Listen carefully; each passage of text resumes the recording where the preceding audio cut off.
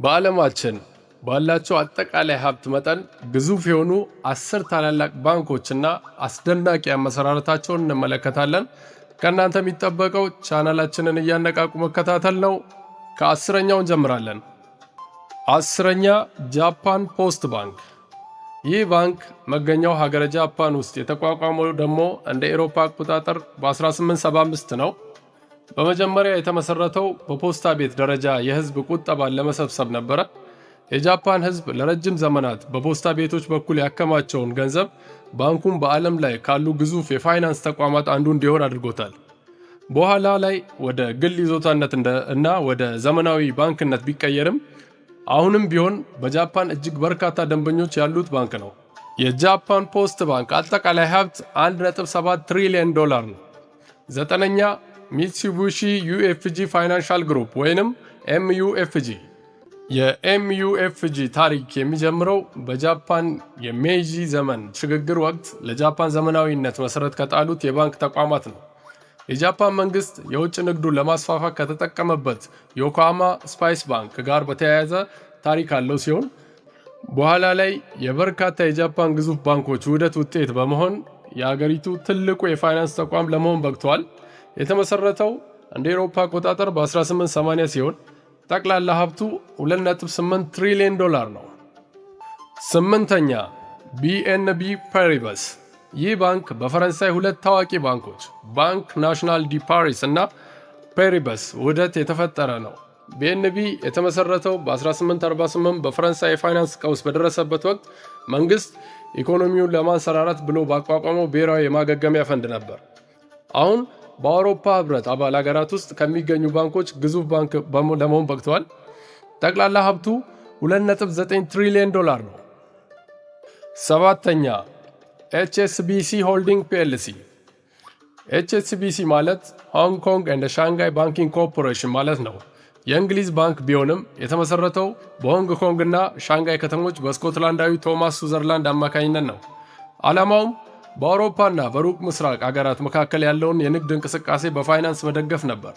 የባንኩ ዋና መስሪያ ቤት በኋላ ወደ ለንደን ቢዛወርም አሁንም በኤስያና በአውሮፓ መካከል ትልቅ ድልድይ ሆኖ ያገለግላል። የተመሰረተው እንደ ኤሮፓ አቆጣጠር በ1865 ሲሆን ጠቅላላ ሀብቱ $3 ትሪሊዮን ነው። 6ኛ ባንክ ኦፍ አሜሪካ። ባንክ ኦፍ አሜሪካ እንደ ስሙ የአሜሪካ ባንክ ተቋም ሲሆን የተመሰረተው አማሮ ጂያኒኒ በተባለ የጣሊያን ተወላጅ ሲሆን መጀመሪያ ባንክ ኦፍ ኢታሊ ይባል ነበር። በወቅቱ ትላልቅ ባንኮች አገልግሎት የማይሰጧቸውን ወዛደሮች፣ ገበሬዎችና ስደተኞችን ለመርዳት ታስቦ የተቋቋመ ነው። እንደ ኤሮፓ አቆጣጠር በ1906 በሳን ፍራንሲስኮ የመሬት መንቀጥቀጥ አደጋ ሲደርስ ጂያኒኒ ገንዘቡን በቆሻሻ መጣያ ጋሪ ደብቆ ለመታደግ የበቃ ሲሆን አደጋው በደረሰ በማግስቱ በጎዳና ላይ ጠረጴዛ ዘርግቶ ለተጎዱ ሰዎች ብድር መስጠት የጀመረበት አንዱ የባንኩ የማይረሳ ታሪክ ሆኖ ይታወሳል። የተመሰረተበት ዓመት እንደ ኤሮፓ አቆጣጠር በ1904 ሲሆን ጠቅላላ ሀብቱ $3.25 ትሪሊዮን ነው። 5ኛ ጄፒ ሞርጋን ቼዝ። ይህ አሜሪካዊ ባንክ የተመሰረተው እንደ ኤሮፓ አቆጣጠር በ1799 ሲሆን የተጀመረው ዘማናሃታን ካምፓኒ በሚል ስም ለኒውዮርክ ከተማ ንጹህ የቧንቧ ውሃ ለማቅረብ በተቋቋመ ኩባንያ ነበር። ኩባንያው በቻርተሩ ላይ በተቀመጠው ክፍተት በመጠቀም ትርፍ ገንዘቡን የባንክ አገልግሎት ላይ ማዋል ጀመረ። በኋላ ላይ ከታዋቂው የፋይናንስ አባት ጄፒ ሞርጋን ኩባንያ ጋር በመዋሃድ ከአሜሪካ ትልቁ የፋይናንስ ተቋም ሆነ። ጠቅላላ ሀብቱ $4.1 ትሪሊዮን ነው።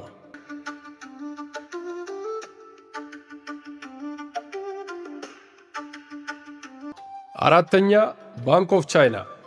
ይህ ባንክ የተመሰረተው እንደ ኤሮፓ አቆጣጠር በ1912 ሲሆን በቻይና ውስጥ ከሚገኙ ግዙፍ ባንኮች ሁሉ ዕድሜ ጠገቡ ነው። የተመሰረተው በሱን ያትሴን ጊዜ በቻይና ንጉሳዊ ስርዓት ማብቂያ አካባቢ ነበር። የቻይና ማዕከላዊ ባንክ ሆኖ ያገለገለበት ጊዜ የነበረ ሲሆን በአሁኑ ወቅት የቻይናን ዓለም አቀፍ የውጭ ንግድና የውጭ ምንዛሬ እንቅስቃሴዎችን በግንባር ቀደምትነት ይመራል። ጠቅላላ ሀብቱ $4.7 ትሪሊዮን ነው። 3ኛ አግሪካልቸራል ባንክ ኦፍ ቻይና ወይንም ኤቢሲ። ይህ የቻይና ባንክ እንደ አውሮፓ አቆጣጠር በ1951 በሊቀመንበር ማኦ ዜዶንግ ቀጥተኛ ትዕዛዝ የተመሰረተ የገጠርና የግብርና ልማት ባንክ ነበረ። በመጀመሪያዎቹ ዓመታት ጥቂት ጊዜያት ፈርሶና እንደገና ተዋቅሮ የነበረ ቢሆንም እንደ አውሮፓ አቆጣጠር በ1979 በቋሚነት ከተቋቋመ በኋላ የቻይናን የገጠር ኢኮኖሚ ወደ ዘመናዊ የፋይናንስ ስርዓት በመቀየር ረገድ ትልቅ ድርሻ ተጫውተዋል። ጠቅላላ ሀብቱ $5.3 ትሪሊዮን ነው።